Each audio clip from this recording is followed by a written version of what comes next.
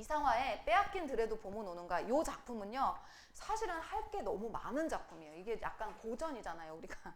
그러니까 할 게 많아서 넘겨보면 핵심 내용 정리라고 했는데 핵심 내용이 좀 많아졌어요.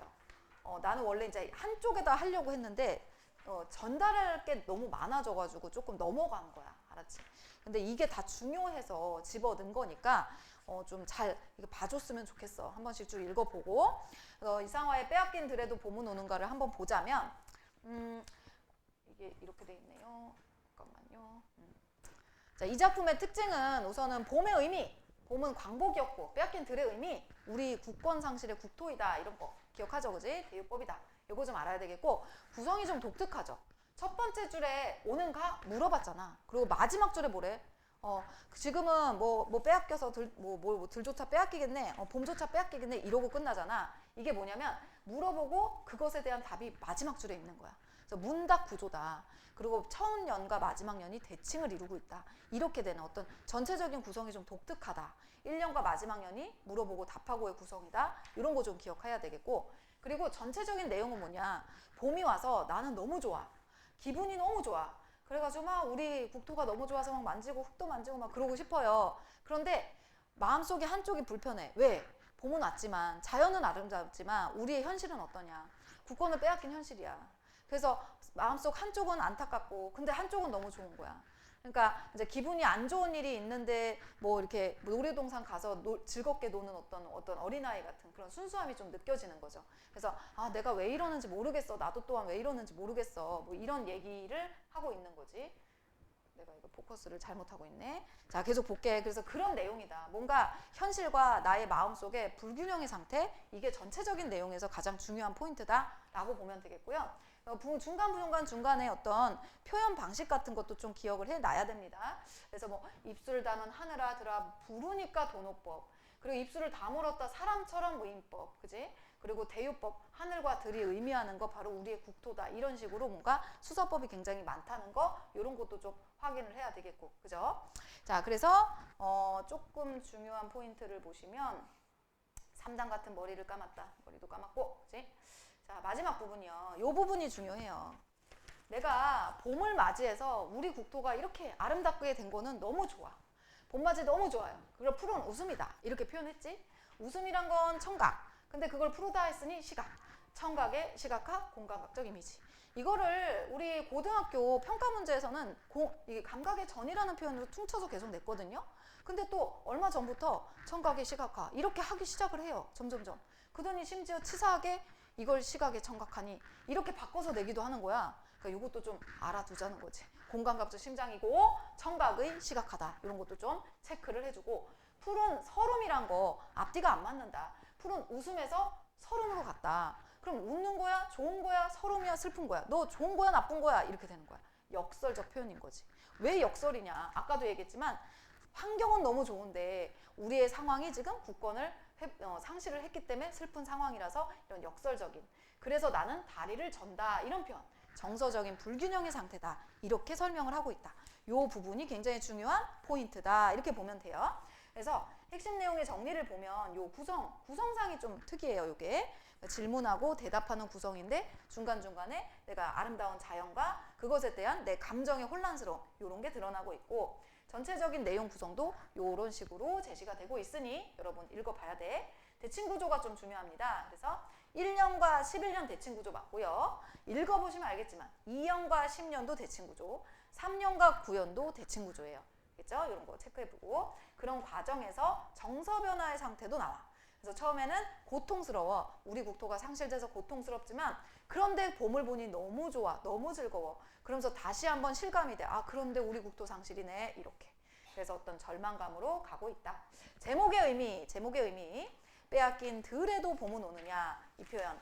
그러니까 올까? 진짜 올까? 왔으면 좋겠어. 이런 건데, 종결.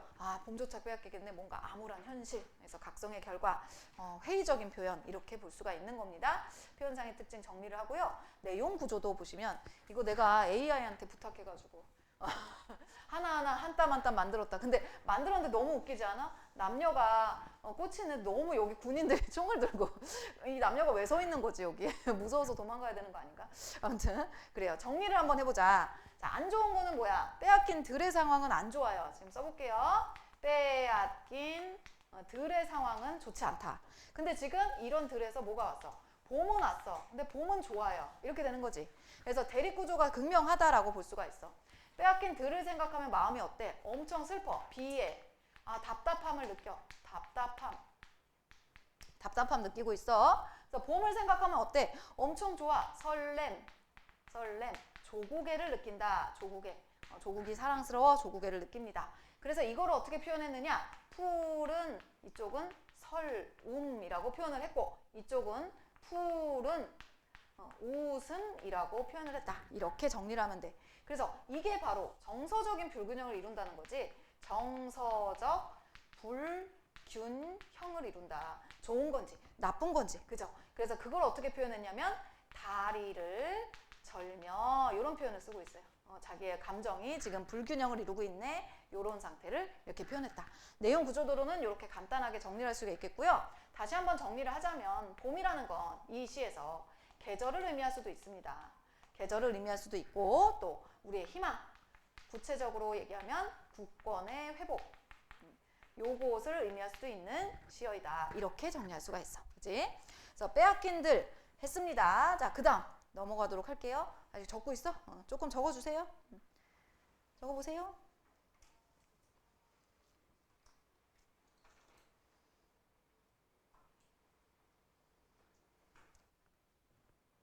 됐어요?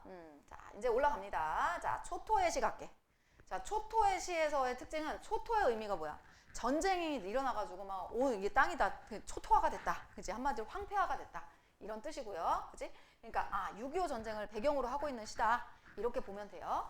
그리고 1이 있다는 건 2도 있다는 소리야. 3도 있고. 그지? 그래서 연작시예요. 연작시고요. 초토의 시에서 가장 유명한 작품은 초토의 시 8이라는 작품인데 그게 더 유명합니다. 근데 초토의 시 1이 지금 계속 수능 특강에 보이고 있어요. 저번에도 실렸는데 요번에 또 실렸어요. 그래서 요거 또 이제 정리를 해야 되는데 우선 여기에서는 아이들의 모습을 보니까 어른의 입장에서 죄책감이 드는 거지. 저렇게 귀엽고 순수한 아이들에게 우리 어른들이 무슨 짓을 한 거냐 이런 생각이 드는 거야. 그래서 그 아이들의 모습을 보면서 너무 슬퍼져. 자신의 그 슬픈 감정을 뭐라고 표현해? 돌아선다. 울상이 된 그림자로 표현을 하고 있어. 그지? 그러니까 자신의 감정, 내면의 세계를 울적하고 침통한 심정을 이렇게 그림자를 의인화를 시켜서 표현을 하고 있다라는 거지. 알겠지? 이런 거 체크를 하고 그렇지만 그게 끝이 아니라 어떤 그런 황폐해진 현상에서 개나리가 망울진 걸 본 거예요. 이 개나리로 인해서 자신의 생각이 바뀌는 거죠. 그러면서 아이가 막 이빨이 빠져가지고 막 뛰어가는 모습을 보니까 갑자기 또 내 기분이 흥그러워진다. 좋아져. 왜냐 희망이 보이거든요. 살아났다. 우리 다시 할 수 있어 라는 현실을 이겨낼 수 있는 꿈과 희망을 발견했다라는 거. 그래서 우리 그림자가 웃는다. 이렇게 표현을 하는 그런 작품이다.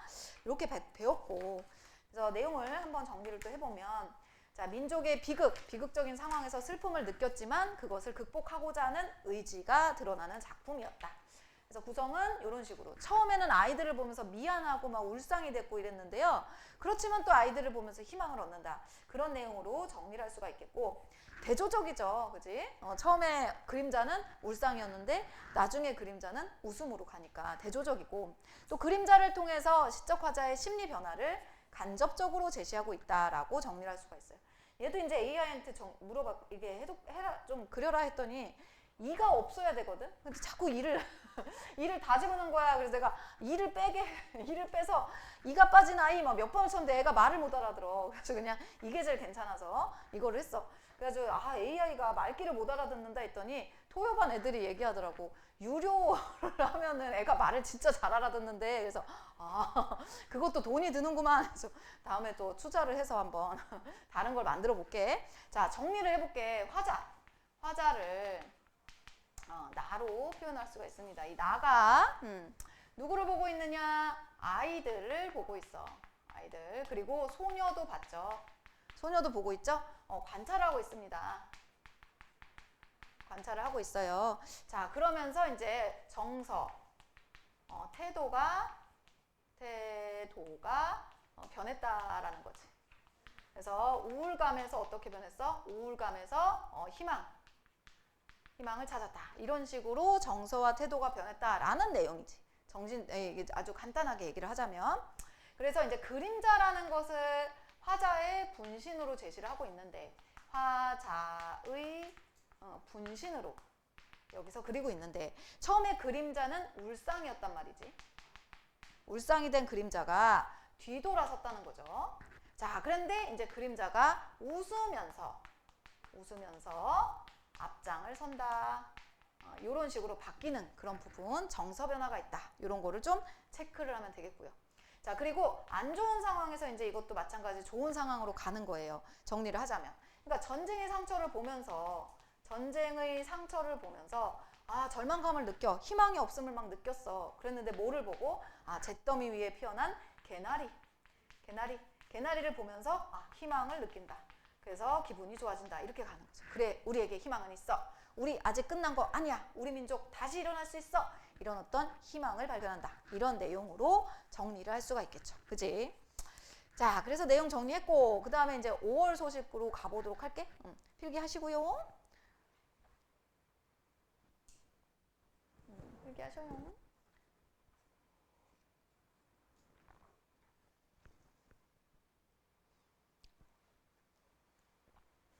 넘어가도 될까요?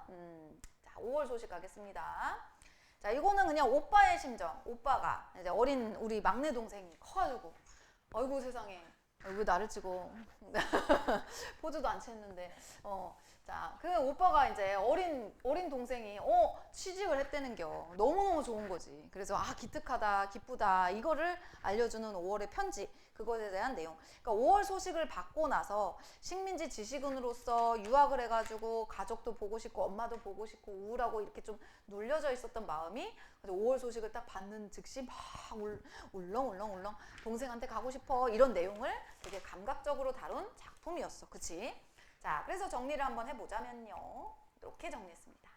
자, 우선 너를 대상으로 독백을 하는 형식이에요. 너에게 이야기를 하는 구성이란 말이지. 이 너는 여동생이라고 볼 수가 있어. 근데 이 시가 마지막 부분에 1925년 5월 경도 이렇게 써 있대요. 그럼 이게 뭐냐면 이 시 자체가 편지글이라는 거야. 그래서 편지글의 형식으로 볼 수가 있다는 거죠. 알겠지? 이 시는 화자가 너에게 보내는 편지다. 이렇게 볼 수 있다는 거지. 그래서 모처럼 만에 날아온 소식은 뭐다? 너로부터 받은 편지, 5월의 소식을 의미하는 것이고, 그리워하는 곳은 섬인데 이 섬에 누가 있으니까? 여동생이 있으니까. 이렇게 보면 되는 거지. 알겠죠? 전체적 내용은 이렇고요. 가지고 이렇게 처음에 내가 배를 탄 남자를 그려달라고 했더니 무슨 한복을 입은 남자를 그려놨더라고요. 그래서 넥타이가 있어야 되잖아요. 바람이 부는데 넥타이가 날려야 돼. 넥타이 이렇게 그려줬어요. 자, 우선은 정리해보면 처음에는 어땠어? 일본에 일제강점기에 일본에 유학을 하고 있는 상황이에요. 그러니까 굉장히 좀 그립고 가족들이 그리워요. 가족들 생각하면 막 애틋해요. 애틋함. 그리고 기분이 좀 가라앉아 있어. 애틋함, 가라앉아 있는 거야. 싹 잔잔해. 잔잔한 그런 상황이었어. 근데 동생에게서 5월의 소식이 왔어. 5월 소식. 이 시의 제목이죠. 이게 일종의 동생이 보낸 편지겠죠. 오빠, 나 합격했어. 나 선생님 됐어. 했더니 와, 너무 좋은 거야. 그래서 잔잔했던 나의 감정이 막 파도를 치기 시작하는 거지. 울렁거림, 파도. 그래서 동생이 있는 섬으로 가자, 이렇게 되는 거지. 알겠죠? 그러한 내용입니다. 전체적으로 내용은 되게 간단해요. 그래서 이런 내용을 담고 있는 작품이지. 정리하세요. 됐어요?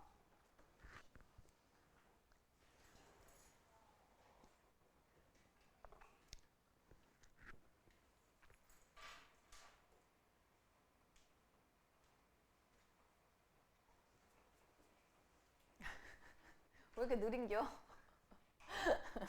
이따가 필기 못했으면 보여줄게. 얘기해. 넘어가도 돼요? 오케이. 돼요. 자, 그 다음에 이제 와사등입니다. 와사등에서 기억해야 될 거는 이분이 모더니즘 작가. 모더니즘 시인들은 현대 문명에 대해서 거부감이 커요. 그러니까 나는 준비되지 않았는데 현대 문명이 엄청나게 빠른 속도로 변한단 말이야. 그래서 마치 내 모가지를 끌고 끌려가는 느낌이 들어. 이거를 거부할 수도 없고 막을 수도 없지. 그런 데서 뭔가 허무감을 느끼는 거지. 그러니까 인류의 문명이잖아. 인간이 주체가 돼서 끌고 가야 되는데 뭔가 만들어져 있고 인간이 오히려 끌려가는 거죠. 그런 거에 대한 허무감, 그런 거에 대한 거부감, 반감 이런 거를 시에서 많이 표현을 한다. 그래서 이분의 시에서의 느낌은 항상 우울해요. 우울하고 침울하고 뭔가 좀 가라앉아 있고 절망, 슬픔 이런 거랑 연결이 돼 있어. 그런 거를 그림을 그리듯이 표현을 한다 이렇게 얘기하거든요. 그래서 어떤 식의 표현을 해? 날개를 접고 묘석같이. 묘석이 뭐야? 묘지에 있는 돌이잖아요. 그러니까 잡초인양 이런 식의 표현을 한다는 거야. 그래서 뭔가 황폐하게 느낌을 그렇게 준다라는 거지. 그래서 대놓고 자기의 어떤 감정을 이렇게 얘기하잖아. 그래서 내가 어디서 그렇게 무거운 비애를 지고 왔길래 이러거든요. 그래서 내 감정을 직접적으로 이렇게 표현을 하고 있는 거지. 알겠죠? 자, 그래서 한 장 넘겨서 보면 감각적인 표현을 사용을 하는 게 모더니즘 작가들의 특징이에요. 감각, 시각, 청각, 미각, 특히 시각적인 감각. 그래서 글씨를 통해서 한 편의 그림을 그린다. 이렇게 생각을 하면 돼요. 알겠죠? 그래서 시각적, 촉각적, 그리고 공감각적인 이미지 같은 걸 많이 사용을 한다. 이렇게 보면 되겠고, 비정한 현대도시 문명 속에서 방향의식을 상실한 지식인의 고독한 어조를 표현을 하고 있다. 이렇게 보면 되겠고, 그죠? 지식인 그려달랬더니 이렇게 샤프하게 그려줬어요. 와사등 그려달랬더니 진짜 와사등을 이렇게 잘 그려줬어. 와사등 뭔지 알죠? 가스등, 그지? 자, 그럼 요거 한번 정리를 해볼게요. 지금 이 사람 와사등을 보면서, 자, 와사등을 보면서 어떤 감정을 느꼈어? 차단한 등불. 차단한 등불이다. 그지? 그래서 이거를 보면서 이 사람이 뭐라고 얘기했냐면, 색깔 좀 써볼까? 자, 슬픈 신호네. 슬픈 신호, 슬프대요. 슬픔을 느꼈어. 이제 와사등을 보면서. 자, 그리고 이 사람 고층 건물도 봤네. 고층 건물을 봤어. 근데 고층 건물 보면서 뭐라고 얘기하냐면, 창백한 묘석이다. 묘지에 세워놓는 그 돌이라는 거야. 아이고, 색깔이 아닌데 이거는. 이렇게. 이런 걸 또 느꼈어. 그리고 찬란한 야경도 봤어. 찬란한 야경도 봤는데, 찬란한 야경을 보면서 뭐라고 또 얘기해? 무성한 잡초래. 그죠? 뭔가 분위기가 좀 안 좋죠. 그죠? 무성한 잡초. 이렇게 표현을 했어요. 그죠? 그래서 이런 것들을 보면서 나는 사념의 벙어리가 돼서 입을 다문다. 이렇게 얘기해. 생각은 있지만 말로 하지 않는다는 거야. 왜 말을 하지 않을까? 왜 사념의 벙어리가 됐을까? 감정이 어떠니까? 슬프니까, 우울하니까 말이 안 나오네. 이렇게 되는 거지. 슬픔과 우울의 감정으로 지배를 당하고 있다. 이렇게 볼 수가 있는 거야. 자, 그러면서 또 감정을 얘기하는 부분이 있었어. 보니까 눈물 겪구나 이런 표현도 있었어. 눈물 겪구나. 자, 주된 감정이 슬프구나. 그리고 어디서 내가 무거운 비애를 짊어지고 왔을까? 라는 표현도 있었어. 무거운 비애라는 표현도 있었습니다.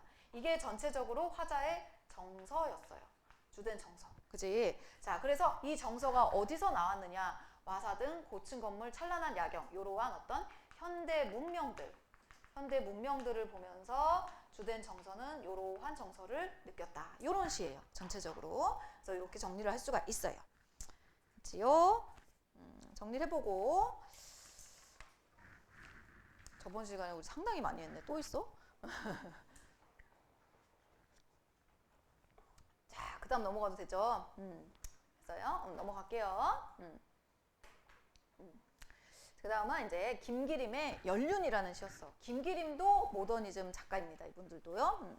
근데 김기림 시인은 얘기하는 게 되게 좀 확실히 보여, 이분은. 그래서 시 자체가 좀 좋게 말하면은 풀이가 쉽고요. 좀 안 좋게 말하면 재미가 없어요. 내용이 좀 뻔하게 딱 보여요. 이 사람 뭔 얘기하는지 딱 알아. 연륜이 있어. 그러니까 나이테. 한 해 한 해 쌓여가는 나이테예요. 그거를 보면서 뭘 느끼는 거야? 내가 여태까지 살아온 삶이 뭔가 너무 가치가 없고 너무 마음에 안 드는 거지. 근데 앞으로는 어떻게 살 거래? 앞으로는 저 섬으로 가가지고 열정적으로 살 거야. 이런 내용이야. 그럼 섬이 뭐겠어? 앞으로 지향하는 또 어떤 또 다른 내가 추구하는 삶의 모습이고 긍정적인 어떤 삶의 태도일 거야. 그지? 그것과 대비되는 공간을 육지라고 표현을 한 거예요. 자, 그래서 한 장을 넘기면 이렇게 한번 정리해봤어요. 비유적인 표현 우선 쓰고 있다. 뭐 꽃 이파리처럼, 구름같이, 갈매기처럼, 불꽃처럼 이런 표현 쓰고 있고, 또 부정적 공간, 긍정적 공간이 대립적으로 사용이 되고 있어. 그래서 여기에서는 육지와 섬의 이미지로 표현이 되어 있다라는 거지. 그치? 그리고 명령형 어미가 있는데 나 살리라 이런 표현이 있어요. 가자 이런 거. 근데 이거는 나에게 명령을 한다는 거지. 근데 문법적으로는 1인칭에게 명령형을 쓰는 게 맞지 않잖아요. 그러니까 일종의 시적 허용이면서 시에서 명령형이나 청유형을 쓴다는 건 강한 의지의 표현이다. 그러니까 나는 앞으로 이렇게 살 거야 라는 강한 의지가 드러나고 있다. 이렇게 보면 되는 거야. 자, 그래서 내용 구조도를 보면은 이거는 내가 어디서 붙여놨어. 되게 깔끔하게 돼 있어서. 근데 인쇄가 좀 안 된 것 같아요. 자, 요 부분이 육지죠, 육지. 여기가 육지. 육지는 안 좋은겨. 그지? 자, 그리고 섬은 좋은 거야. 섬은 좋은 거야. 그래서 요 좋고 안 좋고가 대비가 되어 있고요. 그지? 근데 화자는 여기에서 나는 여기에 있었지만 앞으로는 이렇게 살 거야 라고 이러한 삶을 지향하는 것이다. 지향하는 공간이다. 이렇게 보면 되는 거예요. 그래서 이 시에서 얘기하고자 하는 건 이 열정적인 삶의 추구라는 의지, 강한 의지, 요거를 이 시에서 주로 얘기를 하고 있다. 요거예요. 그래서 이 작품에서는 그렇게 어려운 내용은 따로 없다. 그냥 공간이 부정적이고 긍정적인 공간이 대비 구조가 너무 철저하게 이루어져 있어. 그렇게 보면 됩니다. 자, 이제 마지막 시 하나 정능 살면서 요것만 하면 되는데 다 정리됐죠? 한 장 넘겨볼게요.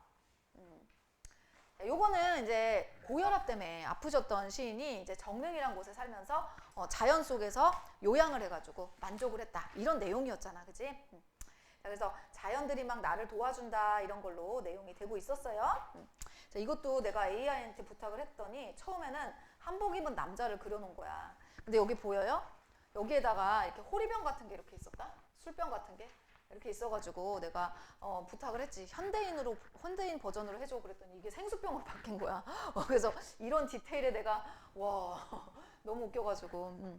자, 그래서 표현상의 특징 정리해보면 자연을 의인화하는 표현, 자연은 이제 세 가지 자연이 나오는데 병렬적으로 이렇게 의인화한 내용이 나왔고, 그래서 자연이 주는 위로를 표현을 했다라는 거. 그리고 말줄임표가 다 나와 있어요. 그래서 여운도 형성하고 있다. 내용을 한번 정리를 해볼게요. 화자가 정릉에 누워 있는데 누가? 바람이 괜찮아 하면서 뭐 해줬대? 격려해줬어. 바람이 괜찮아 잘 살았어 앞으로도 또 잘하면 돼 격려해줬어. 그리고 또 햇볕이 또 얘를 막 쬐어줘. 그러면서 햇볕이 나에게 위로를 하는 것 같아. 토닥토닥 하는 것 같아요. 그리고 실개천이 흘러. 그러면서 막 얘기하는 것 같아. 너 괜찮아 앞으로 더 잘하면 돼. 이렇게 위안하는 것 같다라는 거지. 그치? 그래서 이런 것들을 보면서 나는 뭐를 느껴? 이 아이들 바람, 햇볕, 실개천 이런 애들이 뭐냐?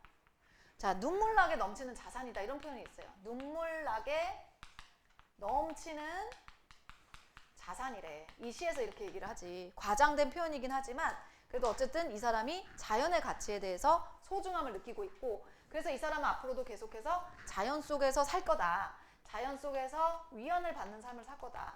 자연 속의 삶을 살 것이다 라는 어떤 지향하는 가치를 드러내고 있는 작품이다. 이렇게 내용 정리를 할 수가 있겠지. 자, 됐죠? 자, 이렇게 해서 저번 주 배운 내용 간단하게 정리를 했고, 자, 오늘 이제 나갈 부분을 한번 진행을 해보도록 할게. 오늘은 이제 이육사 시인의 꽃하고 현대시 4예요. 그리고 이성부의 누룩이라는 작품을 하도록 하겠습니다. 그래서 페이지가 어디냐면 현대시 4니까요. 페이지는 90페이지가 되겠습니다. 90페이지. 수투 90페이지예요.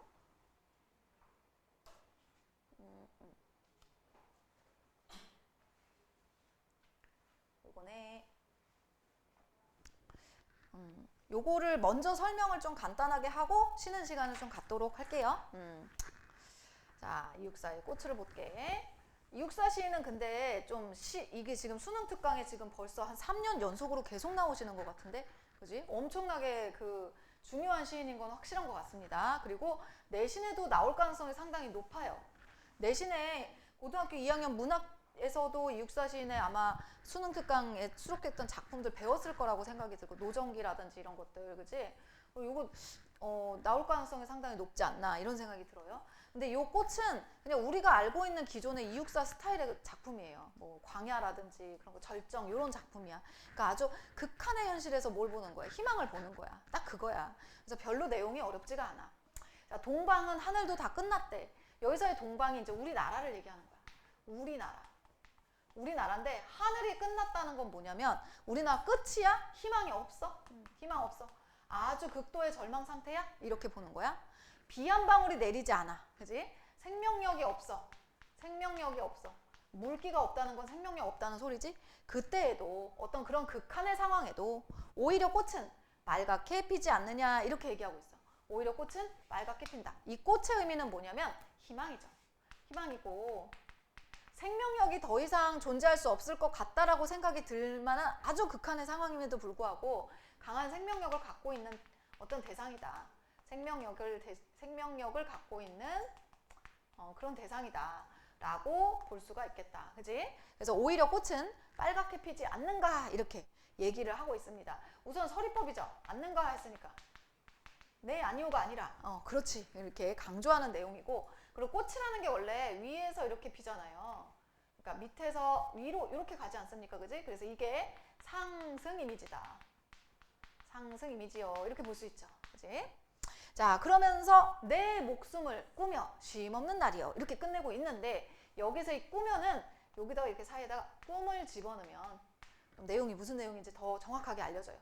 자, 내 목숨을 꿈꾸면서, 그러니까 내 목숨을 다 바치면서 내가 하나의 꿈, 내가 하나의 어떤 이상, 우리 민족의 광복을 위해서 쉼 없이 노력하는 그런 날이다. 이렇게 해석을 하면 되겠지. 그래서 광복을 위해서 어떤 극복 의지가 보여지고 우리나라 광복이 올 거야. 우리나라 잘 될 거야. 이런 어떤 희망. 그지? 그런 것들이 느껴지고 희생정신이 느껴지죠. 희생정신. 이런 것들이 느껴지지. 그지? 그래서 이육사 시인의 어떤 전형적인 그 시의 모습이 보여집니다.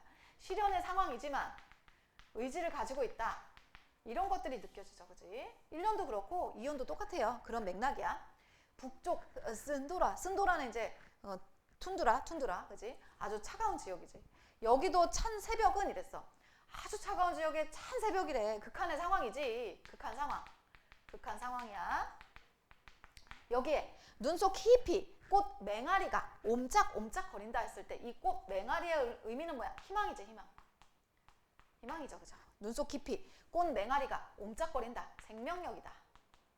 생명력 이렇게 보면 돼요. 그지? 그래서 극복의지. 이렇게 해석이 돼요.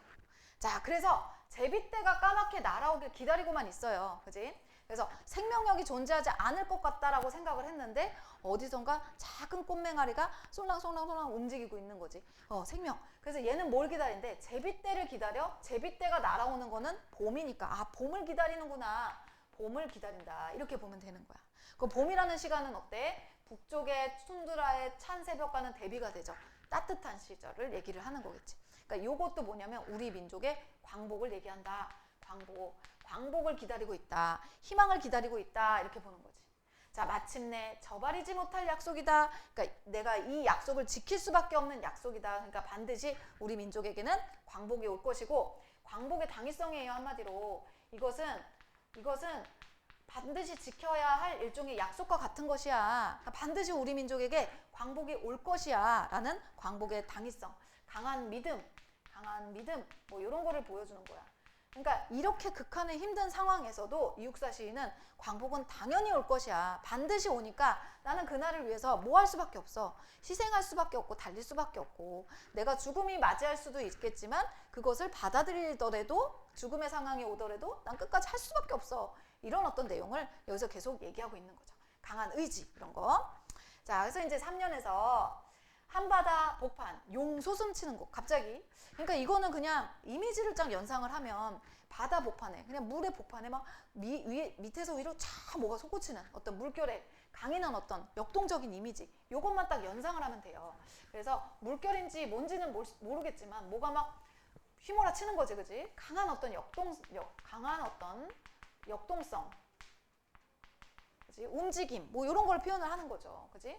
자, 바람결 따라 타오르는 꽃성에는, 아까는 꽃 맹아리가 옴짝옴짝 거리는 상황이었고 툰드라의 아주 추운 환경이었거든. 극한 환경이었거든요. 그지? 그런 상황이었는데 지금은 갑자기 용솟음을 친다는 거야. 그리고 꽃이 성이 됐어. 꽃이 만발을 했어. 그거는 아마도 요 상황은 내가 기다리는 봄의 상황이겠죠. 따뜻해진 상황이겠지. 광복의 어떤 현실을 얘기를 하는 걸 거야. 그지? 광복을 맞이한 조국. 광복을 맞이한 조국의 어떤 활기찬 이미지를 표현을 한 거죠. 활기찬 이미지로 표현을 한 거예요. 자, 그러면 이거는 일종의 지금의 현실이 아니라 약간 미래의 상황을 얘기를 하는 거죠. 그럼 미래의 상황에서 나비처럼 취하는 회상의 무리들이 있을 거야, 이런 얘기예요. 나비처럼 취한다, 직유법이에요. 그지? 나비처럼 취한다는 건 뭐냐면 광복이 된 조국에서 아, 우리 옛날에 너무 힘들었지. 옛날에 그거 다 어떻게 하고 살았지? 야, 진짜 우리 대단해. 이렇게 막 자화자찬하고 있을, 막 우리끼리 막 축하를 하고 있을 그런 회상의 무리들 막 떠올리는 거지. 그치? 그래서 이 사람들 무리들아 하고 했으니까 요거를 이제 청자를 설정했다. 청자를 설정했다. 이렇게 보기도 합니다. 그래서 이거는 아마도 우리 민족, 조국의 광복을 맞이한 우리 후손들이다. 이렇게 볼 수가 있겠고, 동료들이다. 뭐 이렇게도 볼 수 있겠죠. 그치? 그래서 나비처럼 취하는 회상의 무리들아, 얘들아, 나는 여기에서, 나는 지금 광복이 안 돼 있는 이 현실, 각박하고 힘든 현실에서 너희들을 불러본다라는 건 뭐냐면, 그래, 내가 너희들을 생각해서 나 열심히 달려볼게. 이런 얘기예요. 그지? 그래서 너희들을 불러보리라 라는 거는 자신의 희생정신을 다시 한번 이야기를 하는 거지. 그리고 너희들이 행복해질 그날까지 나 열심히 할 거야. 떨어졌어. 자, 나 열심히 할 거야. 그런 얘기를 하고 있는 거지. 그래서 의지적인 태도 이렇게 볼 수가 있다. 그지? 그래서 이육사 꽃하면 그냥 좀 뻔하다. 그러니까 힘들고 어려운 현실이지만 나는 끝까지 굴하지 않고 열심히 할 거야. 이런 내용으로 정리를 할 수가 있다. 오케이? 자, 조금만 쉬는 시간 갖고요. 누룩부터 한번 가보도록 할게요. 좀 쉬었다 갈게.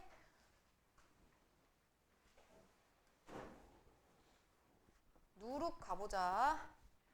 누룩 알죠? 이거는 술을 발효시키는 과정을 이야기를 하는 건데 여기서 누룩의 의미가 민중을 의미한다. 이렇게 보면 돼.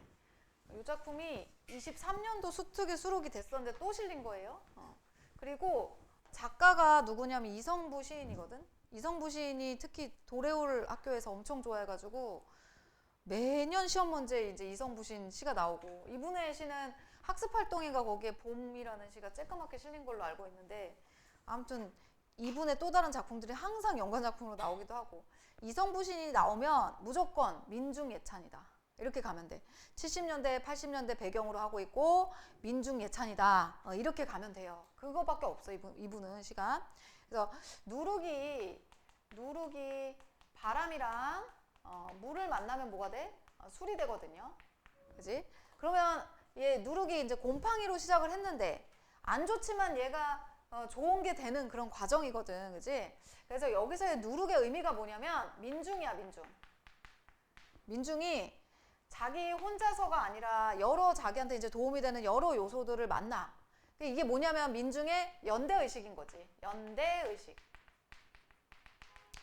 연대의식이 뭐냐면 너랑 나랑 한 팀이다. 뭐 이런 거야. 그러니까 내가 항상 얘기하잖아. 나 같은 사람이 광화문 내거리에 촛불 들고 서 있으면 아무도 안 쳐다본다고. 근데 나 같은 사람이 100명이고 1000명이고 모여서 촛불을 들면 한 나라의 대통령도 바뀐다는 거지. 그러니까 너도 그런 생각이야? 나도 그래. 너도 그래? 나도 그래. 이게 연대의식인 거야. 그러니까 이게 우리가 살아가는 세상이고 우리는 소수의 강자만이 권력을 진 사람들만이 역사를 이끌어가고 그들의 의지와 노력으로 역사가 뭐 이렇게 끌려간다라고 생각을 하지만 사실은 역사를 이끌어간 존재는 민중이라는 거죠. 민중이 움직였을 때 역사의 획이 바뀌는 거죠. 한 축이 바뀌는 거다. 이렇게 생각하면 돼. 그래서 여기에서 바람과 물을 만나서 어우러져서 술이 된다. 새로운 세계가 된다. 우리가 지향하는 세상이 된다. 이렇게 해석을 하면 됩니다. 알겠죠? 이것이 무엇이냐? 구체적으로 얘기하면 자유와 민주주의의 도래이다. 이렇게 보면 돼요. 80년대 화두는 민주주의거든요. 그때는 말로는 교과서에는 대한민국은 자유민주주의 국가요. 이렇게 얘기하지만 사실은 자유민주주의가 아니었잖아요. 그죠? 군부독재 현실이었잖아. 그러니까 그런 것에 대해서 사람들 바보가 아니니까 다 알거든. 그지? 자, 그런 것들. 우리가 갈망하고 지향하는 것들. 그런 것이었다. 이렇게 보면 되는 거야. 알았지? 그래서 이러한 맥락을 잡고 시를 보면 시가 어렵지 않아요? 자, 내용 볼게. 누룩한 덩이가 뜨는 까닭을 알겠니? 물어보고 있어. 의문형 문장이 뒤에도 계속 반복이 되고 있어요. 의문형 문장의 반복은 강조를 하는 거야. 내용이 강조된다.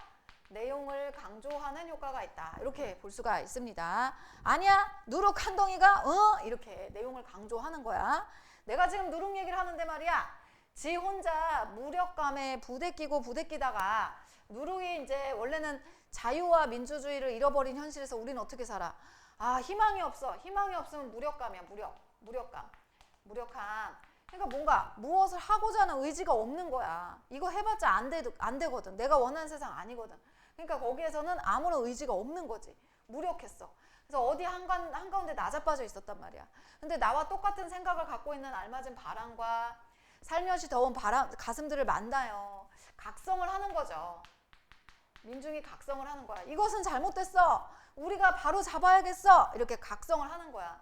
그래서 더워져. 가슴이 막 더워져. 이거 뭐냐? 우리 누룩이 발효를 할 때 우리 냉장고에 넣으면 발효 절대 안 되거든요.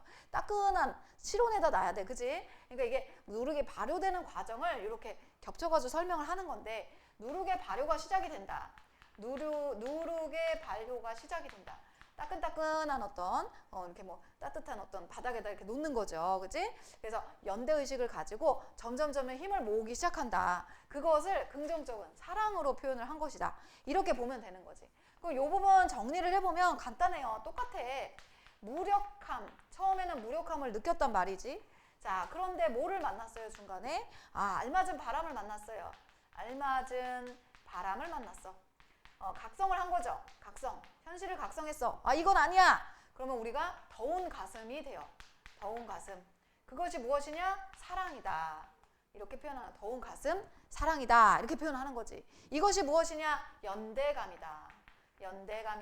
그치? 그래서 민중이 힘을 합쳐서 우리가 이제 이 사회가 잘못됐다. 우리 좀 해봐야 돼. 이런 생각을 하게 된 거다. 라고 정리를 하면 되고.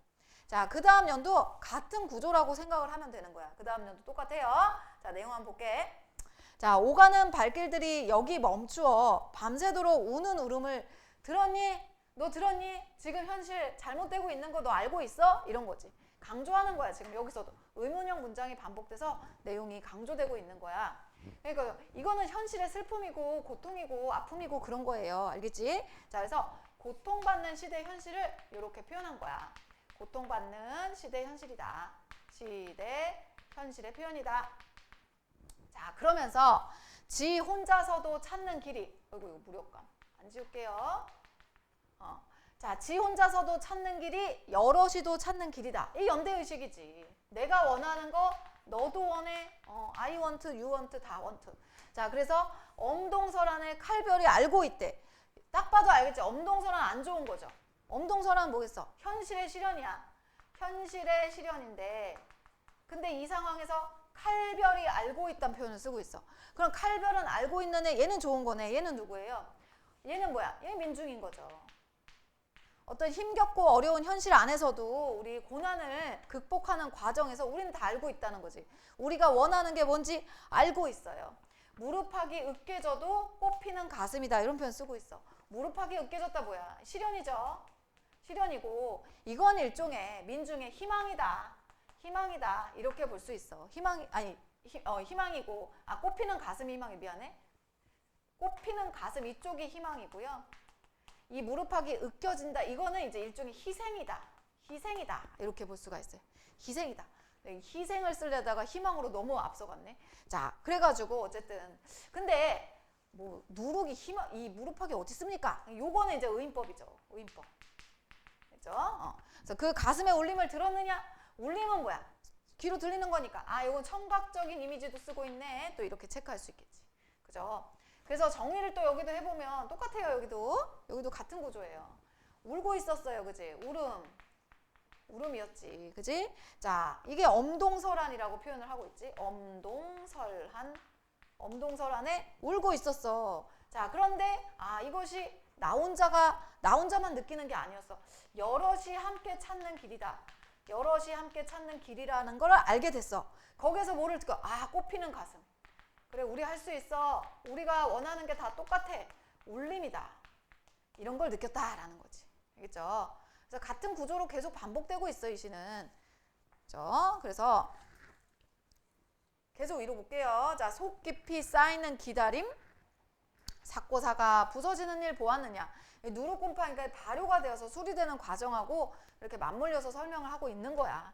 그래서 삭고 삭는 게 뭐냐면 누룩이 자기 몸을 이렇게 해가지고 희생을 한다 이렇게 보면 돼. 희생을 한다 이렇게 보면 됩니다. 자, 그래서 이제 마지막 부분이에요. 그래서 마지막 부분 정리를 하면 지가 죽어 썩어 문드러져. 누룩의 희생이죠. 희생이고 우리 고향에 좋은 물을 만난다면, 그지? 그러면 이제 좋은 물 이런 게 다 연대의식 아니겠어요? 연대? 함께. 덩달아서 함께 끓는 마음을 알겠니? 이제 우리 함께 연대의식을 가지고 힘들고 어려운 세상의 문제점을 헤쳐나가자. 아싸, 화이팅! 요런 마음 네가 알겠니? 이런 거지. 그러면 어떻게 돼? 술이 되겠지? 그럼 술을 마시는 사람들은 어떻게 돼? 기분이 좋아요. 춤도 되고 기쁨도 되고 해솟는 얼굴도 된다라는 거지. 이거는 뭐냐면 술 마시고 기분 좋아지는 거야. 술 마시고 기분 좋아지는 것을 이렇게 형상한 건데, 이걸 또 우리가 심층적으로 보자면 뭐겠어요? 누룩의 희생, 그러니까 민중의 희생과 연대의식, 민중의 노력으로 이 세상이 밝아지고 아름다워지고 희망을 가지게 되었다. 뭐 이런 맥락 아니겠어? 그지? 해솟는 얼굴 이런 거 다 희망이죠, 희망. 이렇게 보면 돼요. 그렇게 되는 죽음이래. 이거는 누룩의 고결한 희생이지. 누룩의 고결한 희생이다. 그래서 우리에게 정말 희망을 가져왔다. 이런 식으로 해석을 하면 되는 거야. 됐지?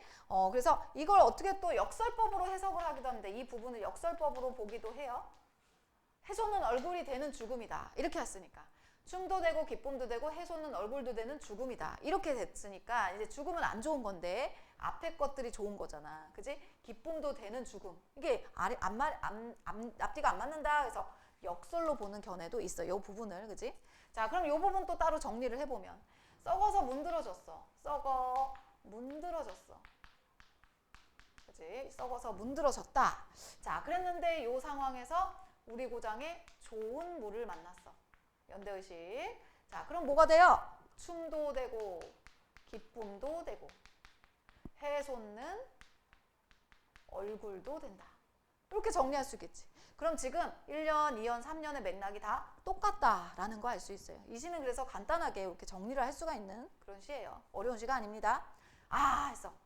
뭐야? 영탄이죠. 자, 영탄이 나온다는 건 뭐야? 대상에 대한 내 감정이 어떻다는 거지? 좋다는 것이 거의 대부분입니다. 알겠죠? 이거는 내가 그 대상에 대한 어떤 내 감정이 아주 긍정적일 때 나오는 거죠. 그죠? 지금 감추어준 누룩이 뜨고 있다. 냄새가 퍼지고 있다. 누룩이 뜬다는 건 뭐야?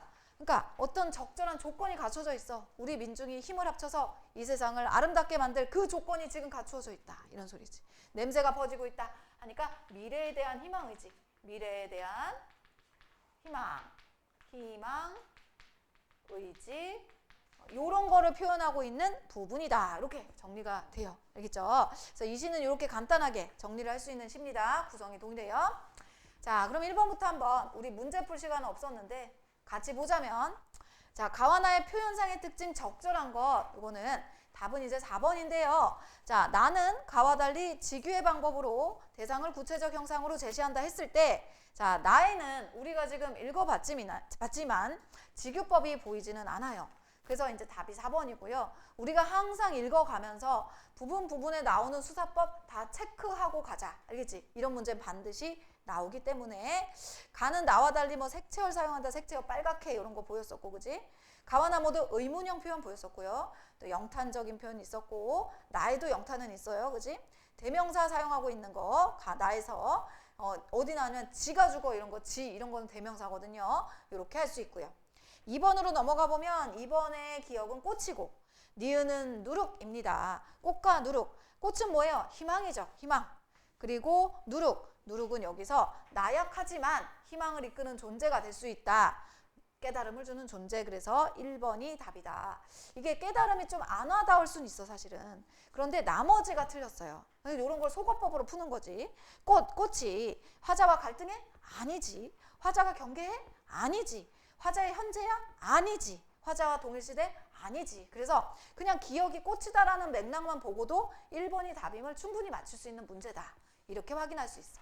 알았지? 자, 그럼 3번. 가와나를 감상한 것, 적절하지 않은 것 했어요. 내용은 이제 암담한 현실에 대해서 희망적 미래의 염원을 다지고 있는 작품입니다. 라는 내용을 담고 있습니다. 자, 3번의 답은요. 4번입니다. 지가 죽어 썩어 문드러져서 누룩이 뜨는 과정에서 벌어지는 일입니다. 근데 이게 군부 독재하에 불이한 현실 상황은 맞는데 여기에서 느끼는 무력감을 형성한 게 아니고요. 이거는 누룩의 희생이었잖아요. 수리되기 위한 희생이니까 이거는 무력감이 아니라 연대의식을 바탕으로 해서 어떻게든 헤쳐나가 보자라는 극복의지의 표현이다 라고 보는 게 더 적절하겠지. 알겠죠? 이렇게 해서 3번까지 했습니다. 자, 그럼 어디를 가느냐? 93페이지에 우리 현대시 5를 해야 되거든 얘들아. 현대시 5를 보면 두 편의 현대시가 있어. 그런데 이게 둘 다 좀 낯설은 작품일 것 같아요.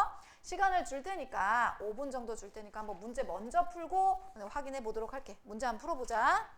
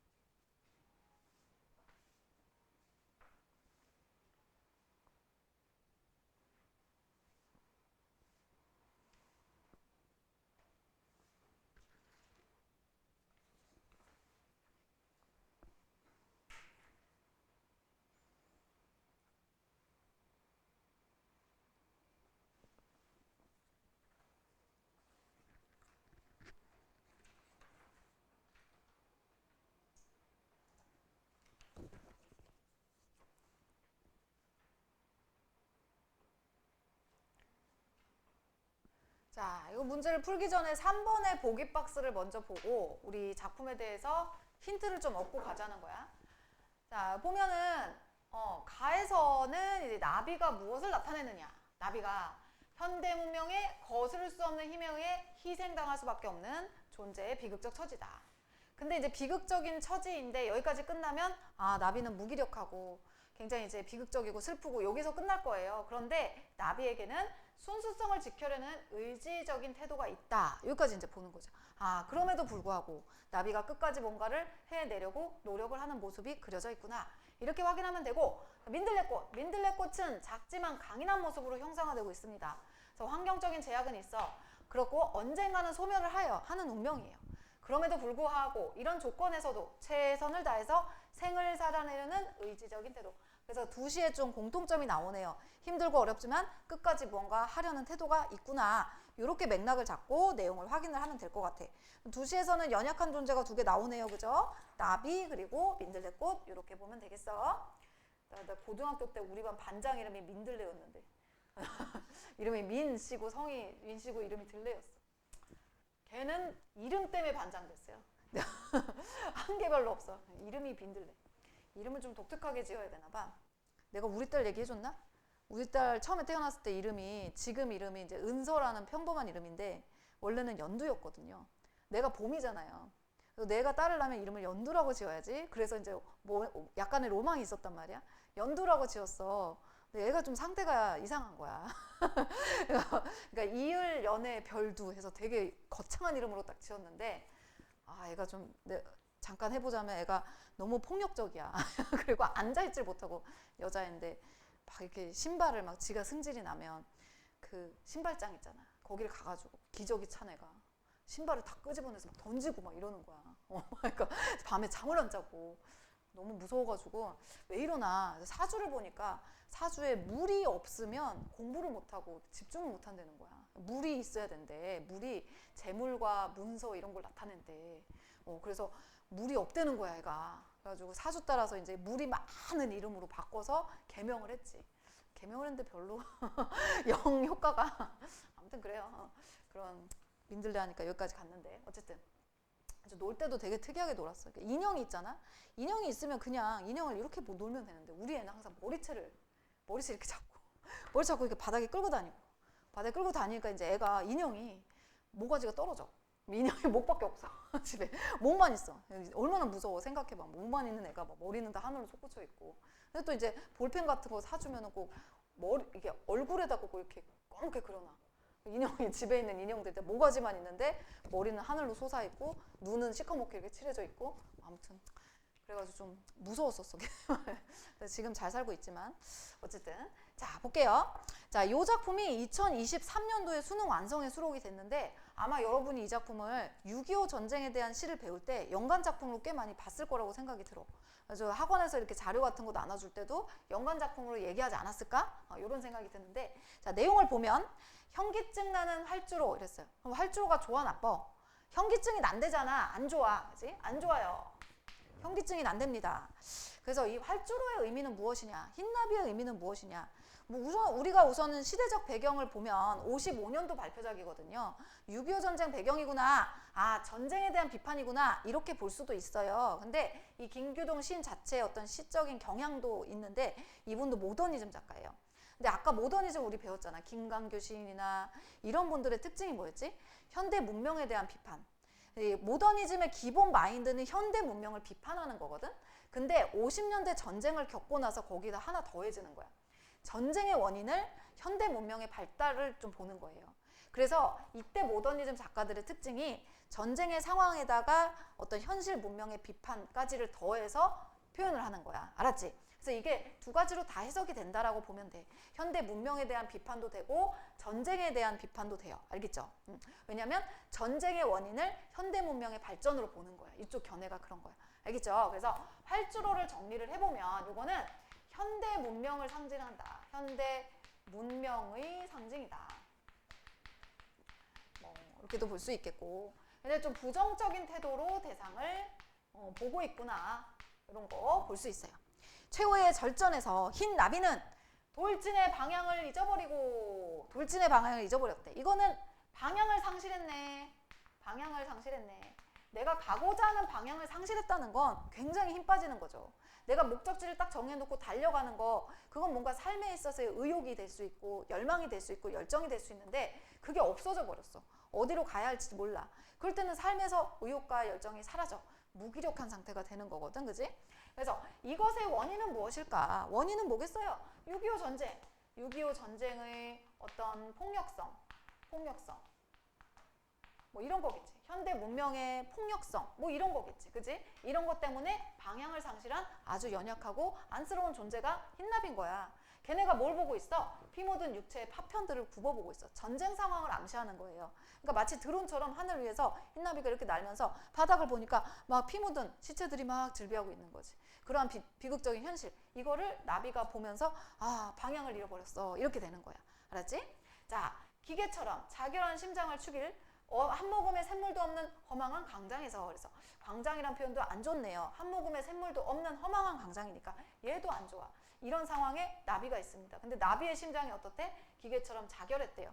뭔가 이제 자신의 한계 상황에 이렇게 직면한 나비의 모습을 표현을 한 거지. 아, 가야 되는데, 빨리 날아가야 되는데, 나의 어떤 안식처를 찾아서 날아가야 돼. 근데 너무 심장이 타들어갈 것 같아. 물 한 모금 마시고 싶어. 근데 물이 없는 거야. 알겠지? 자, 이런 어린 나비의 안막을 차단해. 또 눈앞도 안 보여. 뭐 때문에? 투명한 광선의 바다 때문에. 진짜 바다가 아니라요. 투명한 광선. 레이저로 쏘는 거지. 레이저 쏘는 거지. 알았지? 그런 거를 이렇게 표현한 거야. 그러니까 전쟁의 어떤 상황을 이런 식으로 표현을 하는 거죠. 그래서 이게 방향 상실의 원인이 이런 거죠. 투명한 광선의 바다 이런 거예요. 이게 다 방향 상실의 이유다. 이렇게 보면 되지. 그지? 아주 절망적인 상황을 얘기를 하는 겁니다. 물 한 모금 마실 수 없는 절망적인 상황 속에서 눈앞도 안 보입니다. 막 총포탄이 날아다니고 광선을 쏘고 그러니까 눈앞이 보이지도 않고 그래서 어디로 가야 될지도 모르겠고 이런 암담하고 힘든 현실을 표현한 것이다. 여기까지. 알겠지? 자, 그 다음으로 넘어가도록 할게. 그 다음. 자, 진공의 해안에서 과묵한 묘지 사이. 진공의 해안도 안 좋은 것 같아요. 그냥 우리가 아는 그 언더더시가 아니라 그냥 진공이래. 생명체가 살아갈 수 없는 그런 상황을 얘기하는 거겠지. 과묵한 묘지 사이에서 묘지가 막 있대요. 자, 숨가쁜 제트기의 백성과 이동하는 계절 속 이랬어요. 이게 다 뭐야? 전쟁을 떠올리게 하잖아. 전쟁의 이미지를 강하게 떠올리게 하는 표현들이야. 그치? 현실의 고통을 떠올리게 하는 거야. 현실의 고통. 뭐 이런 거를 형상화했다. 이렇게 봐도 됩니다. 그죠? 문명이라든지, 뭐 정리해볼게. 문명이라든지,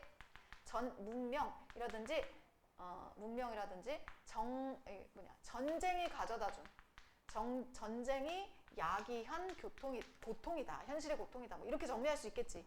문명이나 전쟁이 야기한 어떤 현실의 고통을 이런 식으로 형상화를 했다. 불길처럼 일어나는 인광의 조수에 밀려서 쫑쫑쫑쫑 막 총 쏘고 포탄 쏘고 이러니까 막 정신이 하나도 없는 그런 상황이야. 거기에서 흰나비가 말없이 이즈러진 날개를 파닥거리고 있습니다. 뭔가 상한 날개를 얘기를 하는 거예요. 상처받은 날개를 파다닥 거리고 있어요. 그래도 얘는 어떻게든 살아보려고, 어떻게든 내가 가고자 하는 이상적인 어떤 평화로운 곳으로 가기 위해서 자기가 안 되지만 힘을 막 써서 파닥파닥 하고 있는 그런 상황이다. 이렇게 생각하면 돼. 자, 그래서 하얀 미래의 어느 지점에 아름다운 영토는 기다리고 있을까? 푸른 활주로의 어느 곳에 화려한 희망은 피고 있을까? 아, 얘가 지향하는 데가 요런 데구나. 평화로운 데를 그리고 있는 거지. 그래서 이곳은 긍정적인 공간이라고 볼 수가 있어.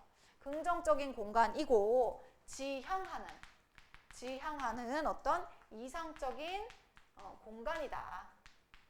이렇게 볼 수가 있어요. 아름다운 영토, 푸르른 활주로, 화려한 희망. 얘가 꿈꾸는 곳, 얘가 가고 싶은 곳인 거야. 아, 과연 갈 수 있을까? 여기까지는 좀 무기력에 가깝죠. 근데 뒷부분에 뭔가 좀 그래도 의지가 나오나 보다. 그래서 뒤를 보면은 이렇게 끝나죠.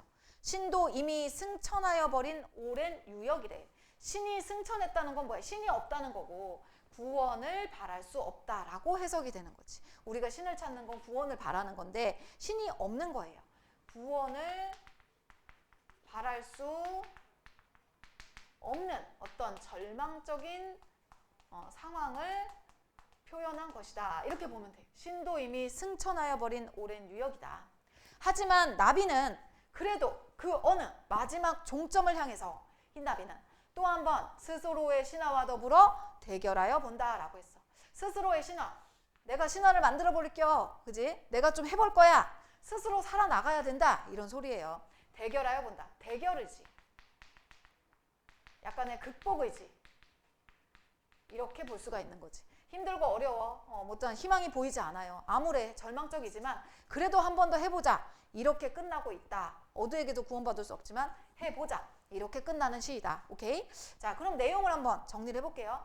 화자가 지금 누구에 대해서 얘기를 하느냐? 누구에 대해서 얘기를 하지? 흰 나비에 대해서 얘기를 하고 있어요.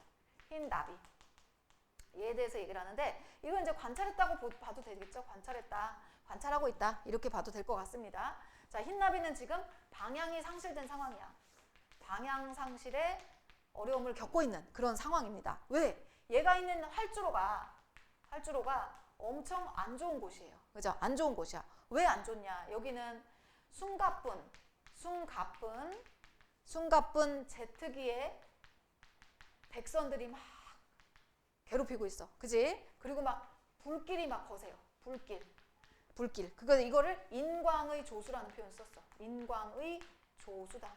그러니까 평범하지 않아 보이는 불빛들이 막 불길이 막 뭔가 이렇게 뭐라고 해야 되나 막 파도가 치미는 것처럼 막 이렇게 치밀어 오른다. 이런 식으로 해석을 한 거죠. 이런 상황에서 이 흰나비가 이즈러진 날개를 파닥거린다. 상처도 받고 너무너무 힘든 그런 상태예요. 그리고 흰나비 또 어디서 있었냐? 광장에도 있었어요. 광장에도 있었다. 근데 광장도 좋은 곳은 아니었지. 이곳은 어떤 곳이야? 심장이 타들어갈 것 같이 아픈데도 샘물이 없어. 샘물이 없는 공간이었어요. 생명체가 살아가기 어려운. 그래서 너무나 허망한 공간이었다. 이렇게 나와 있어. 하지만 흰나비 여기서 끝이 아니야. 지향하는 바가 있었지. 지향하는 바가 있었다. 흰나비가 지향하는 곳이 어떤 곳이었냐? 아름다운 영토. 아름다운 영토가 있을까? 그치? 자, 푸르른 활주로가 있을까? 푸르른 활주로가 있을까? 화려한 희망이 있을까? 화려한 희망. 그거를 흰나비가 원추 바란다라는 거죠. 이곳은 흰나비가 바라는 그러니 이상적인 공간이었고 흰나비는 그래서 포기하지 않고 이쪽으로 가겠다라는 의지를 다져본다. 이렇게 끝나는 시였습니다. 그치? 그래서 전체적인 내용은 이렇게 정리를 할 수가 있겠어요. 자, 그 다음에 이제 민들레꽃을 보는데 요 시는 조금 익숙한 시는 아닐 거라고 생각이 들어.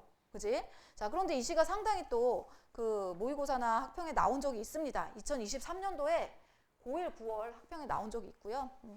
그리고 꽤 많이 배우는 학교들도 있더라고요. 알아보니까. 그지? 나는 좀 생소했는데 이 근처가 아니라 다른 근처에서 많이 배우더라고. 민들레꽃입니다.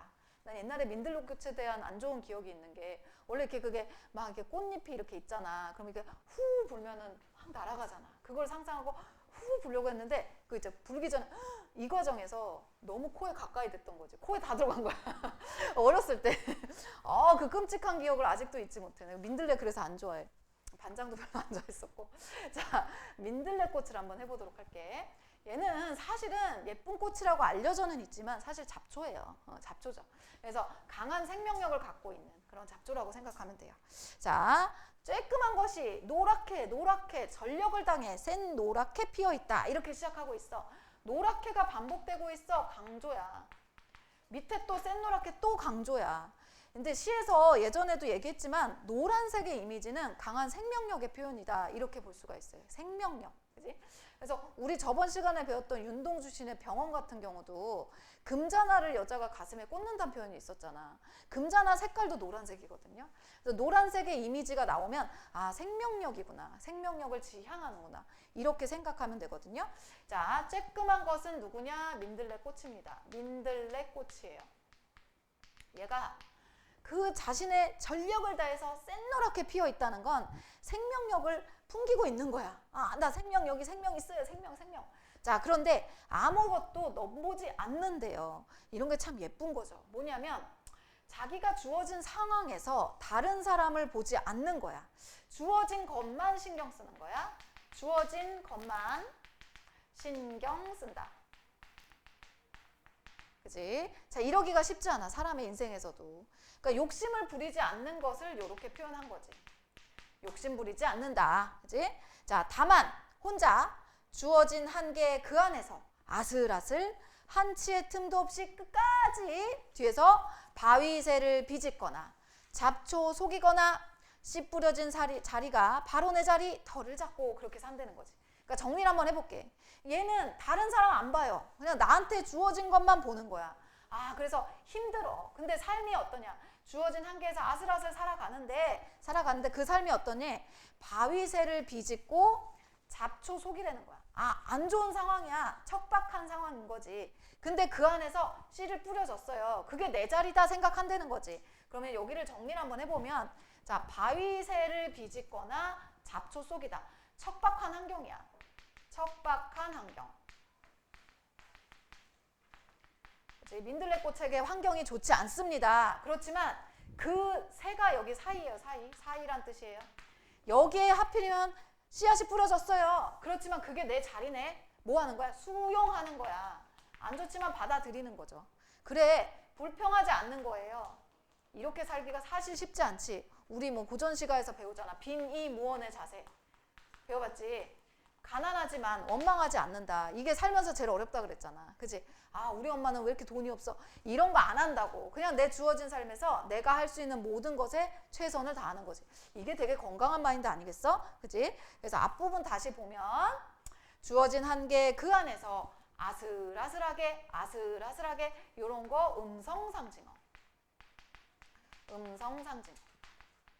얘가 아마 주어진 게 능력이 요만큼인데 그 능력 최대한 한치의 틈도 없이 끝까지 아주 노력을 하는 거야. 노력한다는 거지. 뭐 하는 거지? 꽃을 피우려고 노력하는 거야. 그 생명력을 분출하기 위해서 노력하는 것이다. 이렇게 보면 되는 거야. 알았지? 그래서 물을 길어 올리는 실뿌리, 어둠을 힘껏 밀어내는 떡잎, 그리고 그것들이 한데 어울려서 열심히 한 대새, 이렇게 표현했어. 대새라는 게 우선 5달이래요. 5달이지만 겁나 열심히 했어요. 물을 길어 올리는 실뿌리가 있었고 떡잎이 있었고 얘네가 엄청나게 노력을 해가지고 그래서 5달 동안 열심히 해서 꽃을 피웠다. 그 소리야 결국은. 그치? 그래서 열악하고 힘든 환경이지만 자기네들이 주어진 어떤 능력을 최대한 발휘해서 피어나고 있다. 그죠? 그러면서 뭐라 그래? 세상에는 그것밖에 할 일이 없대요. 이 표현이 너무 예쁜 표현 같아. 내가 할 수 있는 거 그것밖에 없어. 피어나는 일. 그치? 이렇게 사는 사람들 진짜 건강한 사람인 것 같아. 아침에 오면서 라디오를 들었는데 어떤 청취자가 사연을 보낸 거야. 근데 뭐래더라? 친구가 주식에 투자를 했는데 2배로 뛰었대. 돈을 많이 벌었대. 그래서 친구가 그 자기 돈 많이 벌어서 기분 좋다고 저한테 참치회를 사주기로 했어요. 저 너무 기뻐요. 이렇게 보낸 거야. 그러니까 거기서 이제 DJ가 하는 말이, 아니 친구가 주식이 올랐으면 셈이 나거나 아니면 저도 주식을 해야 되겠는데 이런 반응이 아니라 그냥 그 참치회에 만족을 하는 이 청취자가 너무 자랑스럽다는 거, 대견하다는 거지. 나도 그 생각을 했거든. 그러기 쉽지 않아요. 그러니까 나한테 주어진 걸 만족하고 그냥 얘는 내가 하는 일은 꽃 피우는 거야. 그것만 생각하는 거지. 다른 거 안 보는 거죠. 이렇게 살기가 쉽지 않은데, 그치? 자, 아주 노랗게만 핀다는 거지. 자, 이제 열심히 사는 거야. 그런데 이 민들레는 피면 어때? 질 수밖에 없어요. 이게 뭐야? 민들레는 소멸의 운명을 가지고 있다라는 거지. 소멸의 운명. 우리 인간도 그렇잖아. 죽을 수밖에 없잖아요. 그죠? 자, 그렇지만 소멸의 운명을 가지고 있지만 열심히 꽃 피우기 위해 살아가. 그래서 그 쬐끄만 것이지만 그 크기는 어떤 자로도 될 수 없다는 거지. 이거는 어떤 표현이냐? 예찬하는 거야. 예찬하는 것이다. 무엇을? 민들레의 태도를. 민들레의 긍정적 태도. 긍정적 태도를 예찬하는 것이다. 이렇게 보는 거야. 불평하지 않고 자기 있는 자리에서 최선을 다하는 그 긍정적 태도를 예찬하는 것이다. 이렇게 보는 거지. 민들레 예찬하고 있네. 영탄법 쓰고 있어요. 영탄. 그래서 요즘에 영탄법이 상당히 평가 문제에 많이 나옵니다. 그래서 이렇게 딱 봤을 때요, 느낌표로 나와 있으면 우리가 영탄법이다 바로 찾아가기 쉬운데, 많은 작품들에서는 느낌표가 안 나온 게 사실 현실이거든요. 어떻게 구분하냐? 근데 일반적으로 영탄법이 나오는 건 대상에 대한 예찬적 태도일 때, 대상을 긍정적으로 바라볼 때 많이 나와요. 그러니까 이런 거 좀 체크하고 가면 좋을 것 같아. 알지? 느낌표가 없더라도 대상에 대한 긍정적 태도를 담은 시다. 그러면 이런 포인트는 영탄이다. 이렇게 보는 게 좀 좋을 것 같아요. 알았죠? 요즘에 좀 많이 나오고 있어요. 자, 그래봤자 혼자 가는 자의 헛된 꿈이지. 이렇게 얘기했어. 그러니까 왜? 져버리니까. 제가 열심히 피면 뭐 할 거야. 쟤 어차피 영원히 못 살고 며칠 있다 지는데 뭐. 그죠? 헛된 꿈이라고 한 이유는 뭐냐면 져버리니까. 꽂히니까. 자, 하지만 헛되어도 좋은 꿈 아니냐? 이렇게 얘기해. 헛되어도 좋은 꿈 아니냐. 이거 역설적 인식이야. 역설적 인식. 앞뒤가 안 맞는 것 같다. 그런 인식이야. 그렇지만 맞죠. 왜? 소멸해. 그치. 그런데 피는 것 자체가 뭐가 있다. 가치가 있다. 이 소리야. 피는 것 자체가 가치가 있음. 알겠어요? 피는 것 자체에 가치가 있다라는 표현이야. 역설적인 표현. 그쵸. 그래서 우리 인생에서 그래, 가치가 없는 삶이 어디 있겠습니까? 다 가치가 있는 거죠. 그죠? 그러니까 항상 사람은 겸손해야 되고, 남을 미워하면 안 되고, 남을 업신여겨서는 안 됩니다. 내가 뭐라고. 그치? 항상 나는 반성을 해. 시를 또 감성에 빠져가지고. 자, 열심히 살아야지. 자, 한 데스를. 짐짓. 며칠 전에 코코를 봤거든. 코코 알아? 디즈니 코코. 그걸 딸하고 봤어. 근데 우리 딸이 초등학생 5학년이 되니까 얘가 이제 딱 그걸 보이는 거야. 그 줄거리가. 어렸을 때는 이해를 못 했는데 그걸 보더니 펑펑 울더라고. 그래서 이제 잊혀진다는 거, 그런 거에 대한 생각을 하는 거야. 그래서 둘이서 그날 코코를 보고 새벽 3시까지 둘이 손 붙잡고 울면서 나를 기억해 줄 거지. 둘이 서로 막 이랬다는 거 아니야. 그래서 그런 생각을 요즘 많이 했어. 삶을 어떻게 살아가야 되나. 인생을 살아갈 때 어떻게 살아야 돼. 막 그러면서 그래, 내가 뭐라고. 내가 나의 삶이 뭐가 그렇게 대단하고 특별하다고. 내가 누구를 평가하고 내가 누구를 업신여기고. 그러면 안 되지. 뭐 혼자서 막 열심히 요즘에 반성을 하면서 많은 생각을 하고 있어요. 이런 시 하나하나 구절을 보면서도 막 극애프라서 막 혼자서 그래 맞아. 헛되어도 좋은 꿈이야. 그치? 자, 한 데세를 짐짓 영원인 양하고 보라 저기 민들레는 피어있다. 민들레는 그러니까 그 다섯 달을 영원처럼 산다는 거죠. 최선의 노력을 다해서. 그렇죠. 그지? 그래서 보라 저기 민들레는 피어있다. 보라 명령하고 있어요. 명령형. 저기 민들레는 피어있다. 이렇게 얘기를 하고 있습니다. 그죠? 그러면 이제 민들레 꽃을 한번 정리를 해볼게요. 여기 옆에다가 해볼까요? 할게요. 자, 화자가 관찰을 하고 있습니다. 화자가 관찰을 하고 있다. 무엇을 관찰하냐? 이제 민들레 꽃을 관찰하고 있어. 노란색이 없어서 그냥 이걸로 할게요. 이렇게 하고 예쁘게 그려줄게. 민들레 꽃을 관찰하고 있습니다. 민들레 꽃을 관찰을 하고 있다. 자, 민들레 꽃은 어떤 속성을 가지고 있느냐? 우선 아무것도 넘보지 않는다. 아무것도 넘보지 않습니다. 자, 이걸 통해서 얘는 욕심이 없네. 알 수 있고. 자, 주어진 한계 내에서 끝까지 하는 거야. 내가 할 수 있는 한 최선의 노력을 다합니다. 노력을 다하고요. 또 얘는 바위 사이지.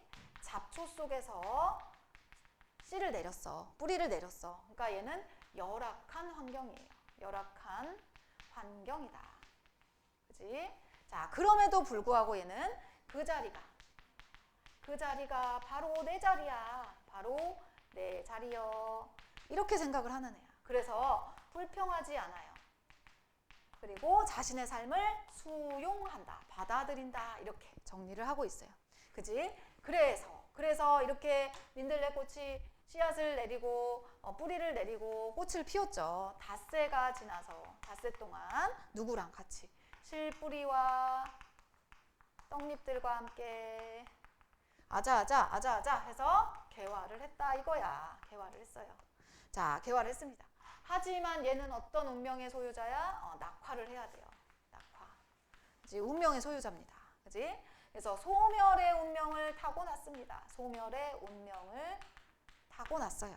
자, 그럼에도 불구하고 헛되어도 뭐래? 좋은 꿈이다. 이런 표현을 써. 그래서 이 작품 자체에서 뭘 얘기하고 있느냐? 민들레꽃의